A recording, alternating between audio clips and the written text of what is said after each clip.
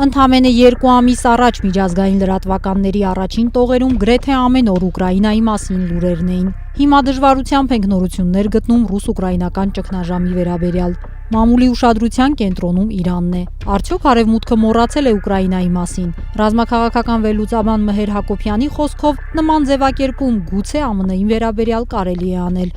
Միասնական Արևմուտքի ամերիկյան կողմը հիմա Ուկրաին աջակցելիս պահանջում է վճարել։ Դեռևս համառորեն Ուկրաինային օգնելու գծի վրա է կանգնած Եվրոպան, այսինքն նորվա ասած միասնական Արևմուտքի երկրորդ մասը, սակայն ակնհայտ է, դա անձեն աչքով էլ նաև երևում է, որ նույնիսկ եվրոպական առաջնորդների մոտ արդեն չկա նախկին եռանդը եւ նախկին, այսպես ասենք, կիրքը, որով օգնում էին Ուկրաինային։ Դե իհարկե, այս պատերազմը շատ բացասական ազդեցություն թողեց Եվրոպայի տնտեսության վրա, սա հնարավոր չէ հասկացող անել, բացի այդ նաև պետք է ֆիքսենք, որ 2022 թվականի եւ հետագա տարիների եւ հիմիկվա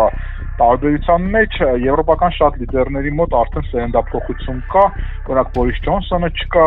եւ շատ այլ լիդերներ չկան,